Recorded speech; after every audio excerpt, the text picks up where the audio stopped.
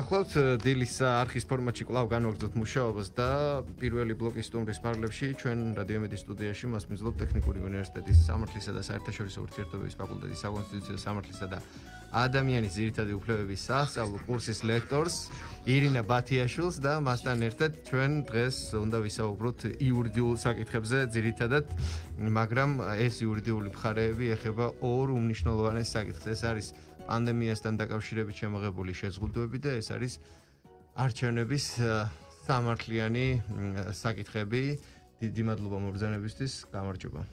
მოგესალმებით, მივესალმებით ჩვენ მსმენელს და მაყურებელს და პირველ რიგში ყველას ჩემ თავსაც მათ შორის და თქვენ ჯანმრთელობას გისურვებთ. დიდი მადლობა. ახლა ეს ფასეულია და მნიშვნელოვანი, მოკლედ პირბადით დამშვენებულნი ვართ ყველგან და ამ პერიოდში მით უმეტეს ეს რეალობა გვაქვს, მაგრამ იმედის მომცემია ის 2 დღის წინ გავრცელებული სიახლე, რაც უკავშირდება გაზაფხულიდან უკვე კლებას და ვაქცინის მოლოდინს, რომელიც მოლოდინი და იმედი ფსიქოლოგიური თვალსაზრისით კიდევ ბევრ რამეს შვება.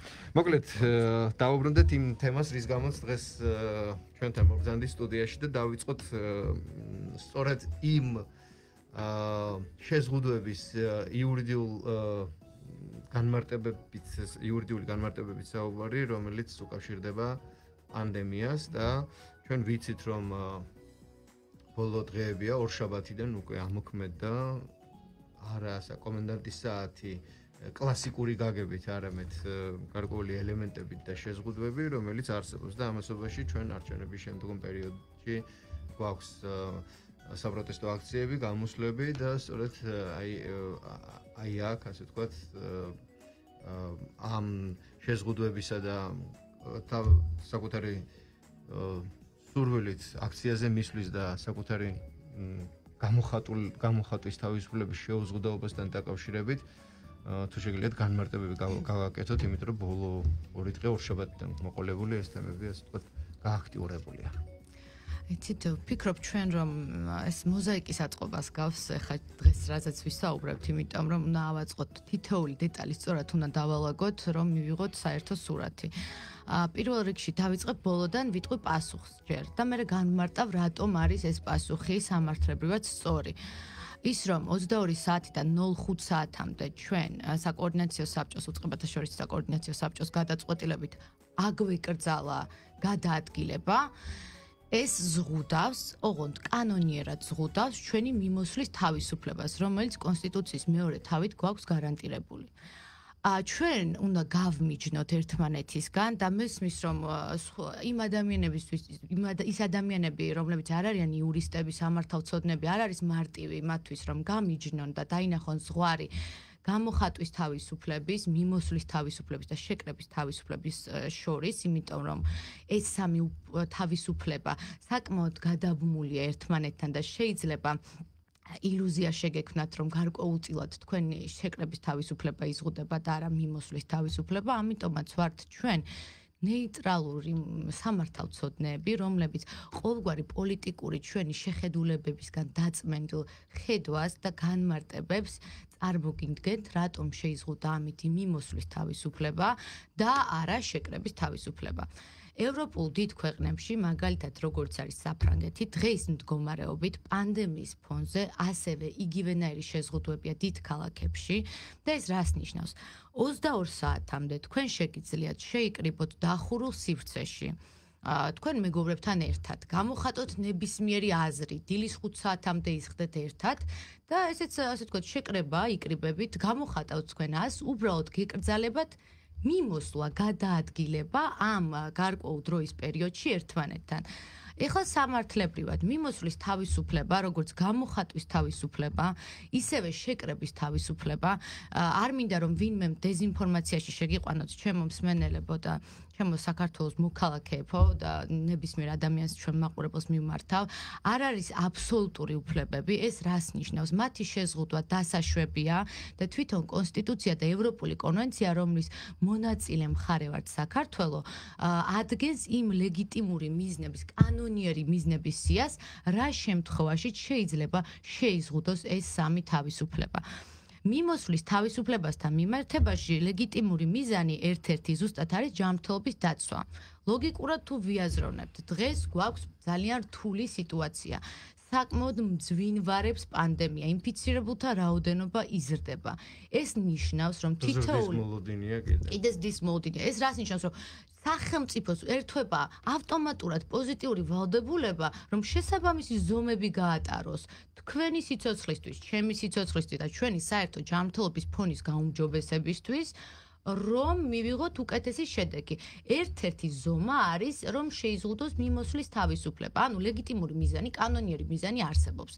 ევროპული კონვენციის მიხედვით არის, აქვე დავაზუსტებ, სხვა პრინციპები და ასევე სხვა პრინციპები და ღირებულებები, რის საშუალებითაც ჩვენ შეიძლება დავაკვალიფიციროთ, რომ ამ სახელმწიფოს მიერ რომელიმე თავისუფლების შეზღუდვა არ არის, ესე ვთქვათ, შელახვა ამ უფლების და ექვემდებარება კონსტიტუციურ სამართლებრივ გამართლებას. მე მარტივად მოგიყვანთ, ესენია თანაზომიერების პრინციპი, რაზეც საუბრობდნენ ოპოზიციური მხარე, პროპორციულობის პრინციპი. ეს არის, რომ ასე ვთქვათ, უნდა ემსახურებოდეს ლეგიტიმური მიზნის მიღწევას, უნდა იყოს აუცილებელი ამ მიზნის მისაღწევად, უნდა იყოს გამოსადეგი საშუალება იმისათვის, რომ ეს მიზანი იქნეს მიღწეული. ანუ ეფექტური საშუალება. ჩვენ ვხედავთ, რომ ამ პირობებში და ამ გამოსადეგთან მიმართებაში შემდეგ შეგვიძლია აქციის დაშლასთან დაკავშირებითაც პარტარა პარალელი გავავლოთ, მაგრამ მანამდე გამოსადეგ საშუალებასთან დაკავშირებით ახლა სულ რომ დავანებოთ პოლიტიკურ მოწონებებს და პოლიტიკურ შეხედულებებს თავი და ვიაზროვნოთ სახელმწიფოებრივი ინტერესებიდან გამომდინარე, ფაქტია, რომ რაც ნაკლები იქნება მიმოსვლა ქუჩაში და გადაადგილება ინფიცირების, ესე ვთქვათ, გადამდები თამდები შედეგებიც უფრო ნაკლები იქნება. ანუ ეს საშუალება არის ეფექტური. აქედან და არის კანონით გათვალისწინებული და ემსახურება კანონიერი მიზნის მიღწევას. აი რამდენი ელემენტის ერთობლიობაა საჭირო, რომ ჩვენ დავადგინოთ რეალურად ეს შეზღუდვა იყო თუ არა კანონიერი. ამიტომაც მე ვთხოვ პოლიტიკოსებს, ჩემი მოკრძალებული რჩევა იქნება, როგორც სამართალმცოდნის, რომ სანამ რაიმე შეფასებას გააკეთებთ, ესე ცოტა მოწიწებით მოვეპყრათ ჩვენ მოქმედ კანონმდებლობას. არ შეიძლება ერთი ხელის მოსმით ხელაღებით კვალიფიცირება სახელმწიფოს ქმედების როგორც შელახვა, როცა ამდენი ელემენტის ერთობლიობით ვიღებთ პასუხს. ეს უნდა განიმარტოს. ამიტომაც მე ჩემ სტუდენტებს რო ვუხსნი ხოლმე, ისინი ძალიან ინფორმირებულები არიან და ზუსტად იციან რა შემთხვევაში როგორ უნდა დააკვალიფიცირონ და მე დიდი იმედი მაქვს, რომ ჩვენი მსმენელიც და მაყურებელიც ამ ყველაფერს თქვათ თვითონაც გაიგებს, უფრო ჩაუღრმავდება და უკვე თვითონ გამოიტანენ აზრ, რამდენად იყო რაიმე დარღვევას ქონდა ადგილი, იმიტომ რომ ჩვენ შეგვეზღუდა მიმოსვლის თავისუფლებაში და არა შეკრების. ინა, ჩვენ გადაცემის პირველი ნაწილის მიწურულამდე დაახლოებით 3 წუთი გვჭირდება და თუ შეგიძლიათ როგორც იურისტმა გააკეთეთ განმარტება იმაზე, რაც კვირა საღამოს გვიან ორშაბათისკენ განვითარებულ მოვლენებს უკავშირდება. იქ წყლის ჭავლის პირველ გამოყენებაზე იყო უფრო მეტი პროტესტი პირველ რიგში, რომ გართილების გარეშე მოხდა იქ გამოყენება და ეგ სამართლებრივი თვალსაზრისით ერთგვარი პინგ-პონგი მიმდინარეობდა, ხომ? ოპოზიციური პოლიტიკური პარტიების წარმომადგენლები ამბობდნენ, რომ გართილების გარეშე იყო, არ იყო სწორი და მე იყო მოსაზრება, რომ საერთოდ არ შედის ეს ობიექტი იმ სახელმწიფო ობიექტების ნუსხაში, რომელსაც ასეთი დაცვის კორდონი და მექანიზმები სჭირდება და შემდეგ უკვე შინაგან საქმეთა მინისტრის მოადგილემ გააკეთა განცხადება და იყო რამდენიმე განმარტება და რადგან აქ ხართ და იურისტი ხართ და გვაქვს რამდენიმე წუთი იქნება ამაზეც თქვენი კომენტარი. პირველ რიგში ვიტყვი, რომ ტელევიზიებით მე უყურებდი როგორც ასე ვთქვათ უფრო სახელისუფლებო ტელევიზიებს, ასევე ოპოზიციურ არხებსაც, ანუ ორივე ტელევიზიები ამბობენ, რომ ჩვენ ვართ ობიექტურები და მინდა გითხრათ, ორივე ტელევიზიამ გააშუქა ის ფაქტი, რომ რეალურად მშვიდობიანი აქცია ტრანსფორმი და ძალადობრივ აქციაში რა კუთხით ვამბობ, იყო ქვების სროლა, აგურის სროლები, მოლოტოვის კოქტეილები, მუშტებით და მუჯლუგუნებით, ასე ვთქვათ, მუჯლუგუნების დაშენები ჩვენი პოლიციის მიმართ იყო შეურაცხყოფელი, სიძულვილის ენა შეიძლება კიდე ვალდებულიც იყოს პოლიციელი რომ მოითმოს, მაგრამ პირადად მათ ჯანმრთელობაზე გადავიდნენ, როცა უკვე კორდონის გარღვევა ცადეს ნაგვის ურნებით და მოლოტოვის კოქტეილებით. აქედან გამომდინარე ავტომატურად მყისიერი რეაგირებისთვის 31 მუხლის თანახმად პოლიციის შესახებ კანონის ერთვება პოლიციას იმის უფლება, რომ გამოიყენოს ჯავშან ტექნიკა, გამოიყენოს ჭავლი და ასე შემდეგ ჩამოთვლილია იქ საშუალებები, რისი გამოყენების უფლებაც აქვს. ჩვენ ვხედავთ, აი როცა გამოსადეგ საშუალებაზე ვლაპარაკობთ, რომ ყველაზე მსუბუქი ფორმა, ანუ ხელკეტებისგან განსხვავებით, ამ შემთხვევაში იმისთვის, რომ ეს ძალადობრივი აქცია გაენეიტრალებინა სახელმწიფოს, არა მარტო იმისთვის, რომ უწესრიგობა აღმოეფხვრა, აქ უკვე პირადად მათ ჯანმრთელობაზე სიცოცხლეზეც იყო ლაპარაკი პოლიციელების. გამოიყენეს ყველაზე მსუბუქი ფორმა, რაც კი არის კანონმდებლობით, ეს არის წყლის ჭავლის გამოყენება. აქედან გამომდინარე, წყლის ჭავლით მოხდა განეიტრალება ამ ძალადობრივი აქციის. ეხლა მთავარი აქ რაც მინდა დავკონკრეტდე.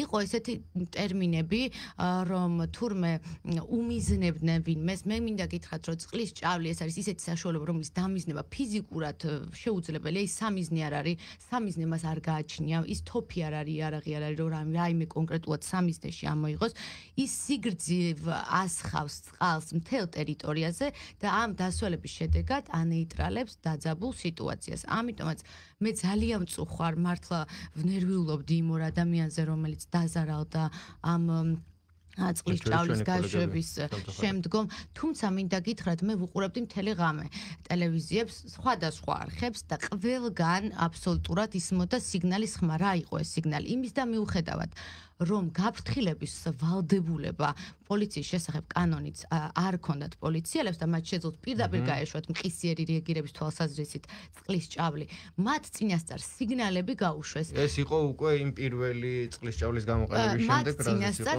სიგნალებიც გაუშვეს და აქედან გამომდინარე ვფიქრობ, რომ უნდა რაღაცა გაცლოდნენ აქციის მონაწილეები, რომ არ ყოფილიყო აი ესეთ სიტუაციებს ადგილი არ ქონდათ და მე ვიტყოდი გადამეტებულ ექსცესიურ ძალის გამოყენებას. მე როგორც ესე თქვათ სამართალმცოდნეს მაქვს იმის უფლება, რომ გავაკეთო ობიექტური შეფასება. ამ შემთხვევაში არ ქონია და ცოტა უხერხულია, როცა 7 ნოემბერს და 26 მაისს ადრიან ამ სიტუაციას, იმიტომ რომ თქვენ კადრები ნანახი გაქვთ. ჩვენ მე ვიყავი 7 ნოემბერსაც, მე ვიყავი 26 მაისსაც და ჩვენ ძალიან ძიმე დარბევა, დარბევა გადავიტანეთ. თუმცა ეს იმას კი არ ნიშნავს, რომ არ უნდა შევაფასოთ, ყოველთვის უნდა შევაფასოთ ნებისმიერი აქციის დაშლა. უბრალოდ ამ შემთხვევაში რადგან სახეზე გქონდა ნათლად ძალადობის ძალიან მკვეთრი ელემენტები, პოლიცია ვალდებული იყო აღეკვეთა ყველაზე მსუბუქი საშუალებით. ეს არის გამოსადეგი საშუალება, უნდა იყოს ეფექტურიც და ასევე ყველაზე მსუბუქი საშუალება. და რა თქმა უნდა, პროპორციულად აუცილებელი უნდა იყოს იმ მომენტისათვის, რომ განიმუხტოს მდგომარეობა. ჩვენ ცირე სარეკლამო პაუზის შემდეგ კვლავ დაბრუნდებით პირდაპირ ეთერში და უკვე ყურადღებას გავამახვილებთ საარჩევნო იურიდიულ სამართლიან მხარეებზე.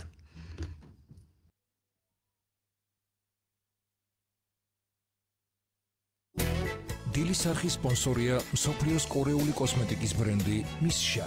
მათთვის, ვინც ხაზს უსვამს ინდივიდუალიზმს და უპირატესობას ანიჭებს ბუნებრივ სილამაზეს. მისშა ექსკლუზიურად PSP-ში. რადიო იმედზე რეკლამის დროა. და დაიწყო სვის კაპიტალის ოქროს ლომბარდში დაიწყო განსაკუთრებული აქცია. პირველი 3 თვის მანძილზე ოქროს ცეცხლზე ისარგებლებ 0.5%-ით დაბალი განაკვეთით და ამავდროულად მიიღებ მაქსიმალურ თანხას და ოქროს უმაღლეს შეფასებას. სწორედ ამიტომ ესტუმრე სვის კაპიტალის ფილიალს დღესვე ან დარეგე 2-300 ეფექტური 27%-მდე. ეკოლოგიურად სუფთა ხორცპროდუქტების კომპანია ქართული სახლი გთავაზობთ საკუთარ ფერმაში უახლესი ხორცისგან დამზადებულ უგემრიელეს ზეხვებსა და დელიკატესებს სოიოსა და კონსერვანტების გარეშე. ეს შენი ჯანმრთელი ცხოვრების არჩევანია. ალერგია გაწუხებს? დადივდით და სურდო გააქვთ? თქვენ დაგეხმარებათ დიდროფი. დიდროფი, სურდო საწინააღმდეგო ეფექტური საშუალება, აიოლებს სუნთქვას, აჩერებს სემინებას, გამოყენებისას გაიცანით ინსტრუქციას. გვერდითი მოვლენების შესახებ დეტალური ინფორმაციისთვის მიმართეთ ექიმს. მიიღე 75 EGT free spin-ი crocobet.com-ისგან ყოველდღე. დადე ბილეთი ნებისმიერ სპორტზე. გადააბი 5 პოზიცია და დასაჩუქრდი ფსონზე 5 ჯერ მეტი free spin-ებით. crocobet.com. გაერთე უსასრულოდ. არის მზად შენი ავტომობილის ზამთრისთვის. შეამოწმე თეგეტაში. მიიღე ყველაზე საჭირო სერვისების საჩუქრად, საბურავის, აკუმულატორის, ანტიფრიზის და სავალი ნაწილის შემოწმება. ჩვენ გირჩევთ და გეხმარებით, რომ გამართოთ ავტომობილის ზამთრისთვის. 032 2 26 44 44. სასაჩუქრე აქცია ემბაუთში. შეიძინეთ ავეჯი და საჩუქრად მიიღეთ დივანი, საწოლი, მაგიდა სკამების კომპლექტი, შემოსასვლელის კარადა და სხვა უამრავი საჩუქარი. დამატებითი ინფორმაციისთვის დაგვიკავშირდით ნომერზე 2-400-001. ექსკლუზიურად მხოლოდ ლიდერბეტზე ყველასთვის ცნობილი და საყვარელი თამაში ჯეირანი უკვე საქართველოშია. ითამაშე ჯეირანი მხოლოდ ჩვენთან. გაერთე და მოიგე მარტივად. ლიდერბეტი, ლიდერი ინტერნეტ სივრცეში. ისევ რეკლამა გადის, ხო? კარგი. სანამ რეკლამა დავთავრდება, რაღაცას მოგიყვები. ამ პერიოდში ძალიან ბევრი ადამიანია გაციებული და ყელიც ტკივა. იცოდეთ, ყელის ტკივილის დროს ლივანგინი ძალიან ეფექტური საშუალებაა. სწრაფად ხსნის ტკივილს, სპობს ბაქტერიებს და ვირუსებს, აკრობს ანთებას. მოკლედ, ნამდვილად საუკეთესოა. კარგი, მე ახლა წავედი. ეს რეკლამაც ალბათ მალე დამთავრდება. ახალი ავტოსესხის ვისკაპიტალისგან 4 თვიანი საშეღავათო პერიოდი 100,000 ლარამდე ავტოსესხზე. მიიღე თანხა 30 წუთში შემოსავლების დადასტურების გარეშე. ან დაპორტირდი და ისარგებლე საუკეთესო პირობებით. გვესტუმრეს ვისკაპიტალის ნებისმიერ ფილიალში დღესვე. ან დარეკე 2-300-300. 2-3-3 5-9. რადიო იმედის სარეკლამო სამსახური.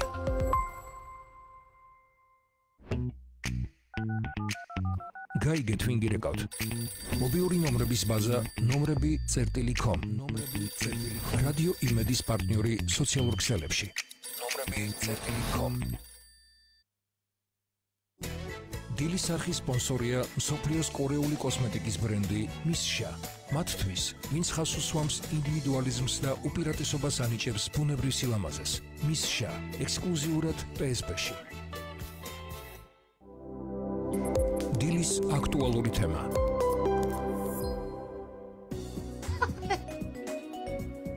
ბრუნდებით პირდაპირ ეთერში 11 საათი 34 წუთი გახლავთ. ირინა ბათიაშვილთან ერთად ჩვენ განვაგრძობთ სამართლებრივ საკითხებზე საუბარს და ახლა საარჩევნო პერიპეტიებს შევეხებით, სადაც ძალიან ბევრი იყო უკვე ოპოზიციური მხრიდან ახლა რასაც აპელირება კეთდება, ეს არის არასწორი ჰოქმები, არასწორი შედგენა, დათვლის მექანიზმებში რაღაც ვარირება.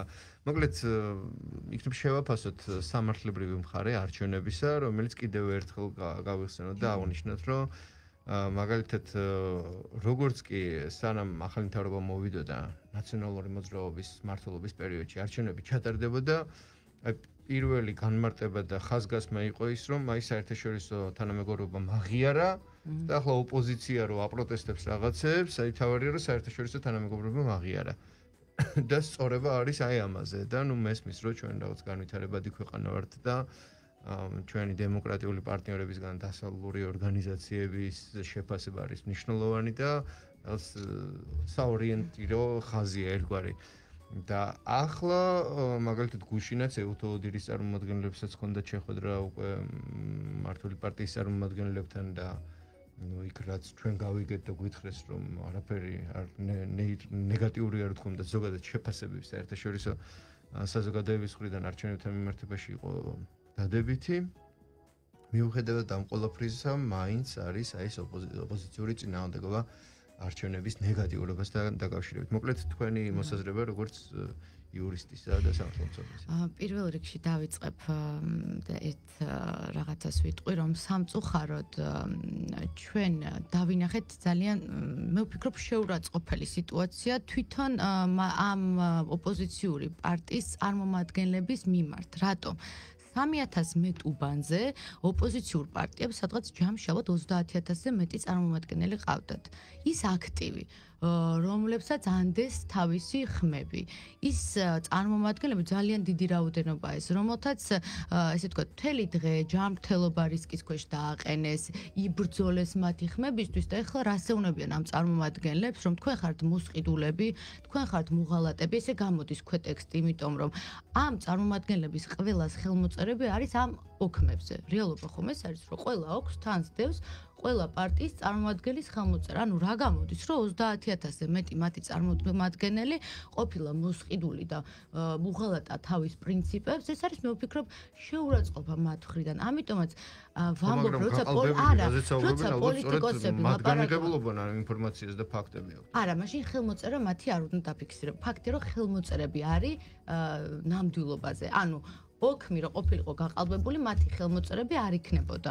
სხვა რამეა, შეიძლება ესეთი ოქმები არსებობს. მაშინ უნდა თქვან, რომ აი ეს ოქმი, ანუ მასობრივად ლაპარაკი, რომ ყველაფერი გაყავდა და ესე იგი ეს 30,000-ზე მეტი წარმომადგენელი ყოფილა მოსყიდული, ეს არის შეურაცხყოფა იმ ხალხის და მე ვფიქრობ, რომ ამ შემთხვევაში თვითონ ოპოზიციის წარმომადგენლები უნდა დაფიქრდნენ, როცა ასეთ განცხადებებს აკეთებენ, მაგრამ რა დაფიქრებაზე შეიძლება მოუწოდოთ, როცა მინდა გითხრათ ამ საკითხებთან დაკავშირებით სოციალურ ქსელში რომ დავწერე განმარტებები და სტატუსი, ესე იგი რაღაცა გარკვეული ჯგუფი, აგრესიული ოპოზიციური აქტივის, რომელიც სრულად შეფასება იყო აქ არანაირი პოლიტიკურ შეფასებას არ ქონდა, სამართლებრივ ჭრილში იყო განხილული, აი აგრესიული რეაქციებით შემოვარდნენ ჩემ Facebook გვერდზე. მე რაზე მწყდება გული.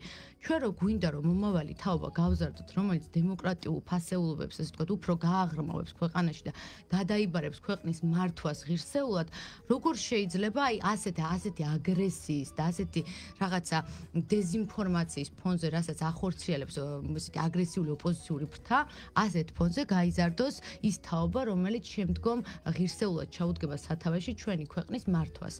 ეხლა რაც შეეხება არჩევნებს თავარ ნაწილს, ლეგიტიმაციას რიგარეში არჩევნებზე, ხომ? რიგარეში არჩევნების ლეგიტიმაციაზე მეკითხებით. არა, ზოგადად ეს მიმოხილვა გავაკეთეთ არჩევნებისა და სამართლიანი თვალსაზრისით. ამ კუთხით, ხო. რა იყო ისეთ კაზუსი, რაზეც შეიძლება რომ აი ამ დოზით აპელირებას ახდენენ? სასამართლო არის იმისთვის, რომ გაყალბებული ოქმების, თქვათ, ნამდვილობა, არანამდვილობაზე და გაყალბებაზე, საერთოდ ამ ალბათობაზე idაონ და მე ვფიქრობ, რომ და ქუჩის რაღაცა მიტინგებმა და აქციებმა ვთქვათ, შეიცვალოს და ჩანაცვლოს სამართლებრივ ჭრილში, ეს ერთი.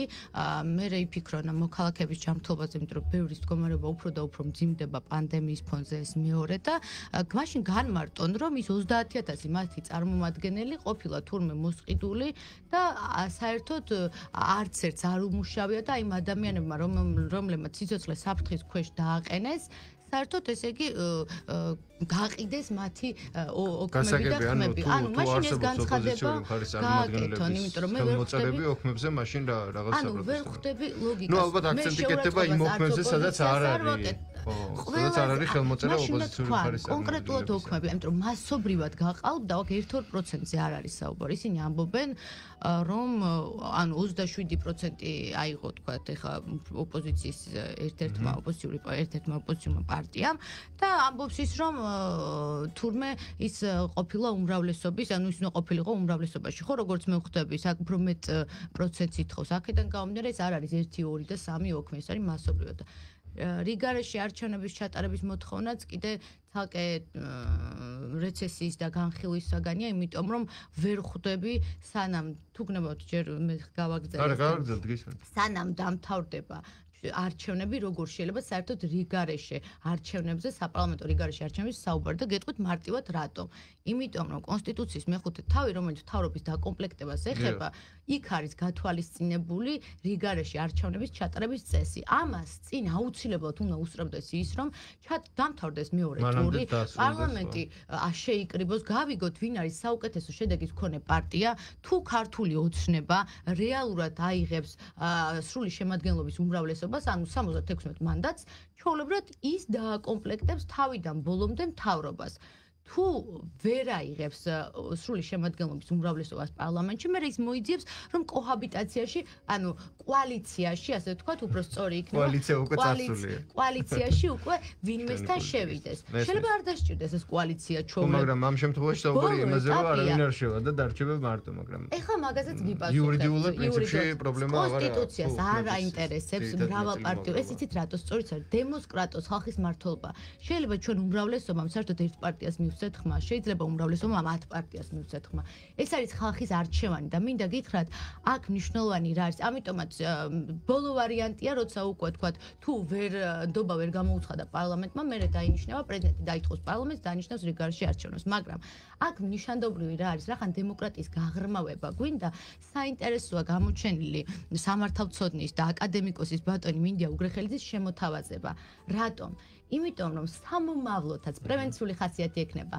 ავანტიურაზე, პოლიტიკურ ავანტიურაზე ვერც ერთი ოპოზიციური პარტია ვერ წავა და ეცოდინებათ რომ თუ ისინი არ შევლენ პარლამენტში, აი საარჩევნო კოდექსში პატარა ჩანაწერი იქნება, რომ რომელი პოლიტიკური პარტიაც საარჩევნო სუბიექტიც უარს იტყვის მანდატზე, მათი მანდატები და მათი ბიუჯეტი, ანუ დაფინანსება გადანაწილდება სხვა ოღონდ ოპოზიციურ პარტიაზე. რატომ?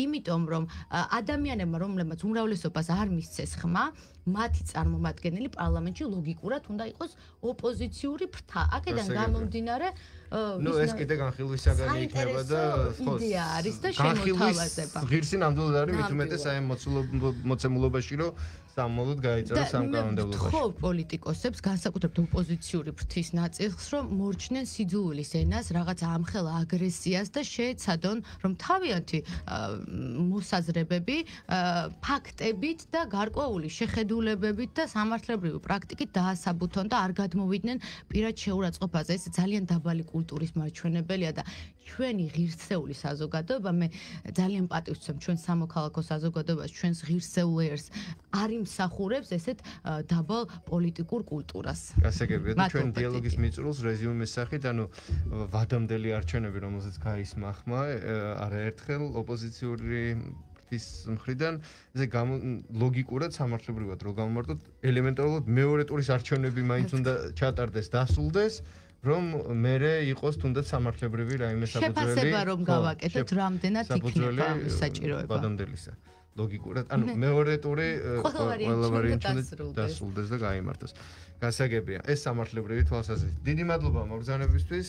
მოკლედ ჩვენ დავასრულეთ ჩვენი დიალოგი ირინა ბათიაშვილთან ერთად და ვეცადეთ რომ არა პოლიტიკურ ნაწილში, არამედ სამართლებრივ ჭრილში განგვეხილა ის მიმდინარე აქტიური მოვლენები და საკითხები, რაც არის საკმაოდ წავედ დგას ერთის მხრივ პანდემიის და მეორეს მხრივ არჩევნების შემდეგი პერიოდის სახით. მადლობა. ახლა სპორტის სიახლეების მორიგი გამოშვება რადიო იმედის პირდაპირ ეთერში. მცირე სარეკლამო პაუზის შემდეგ სრულ საათზე კი ახალი ამბების მორიგი გამოშვება, შემდეგ კვლავ დაგებრუნდებით პირდაპირ ეთერში. დილის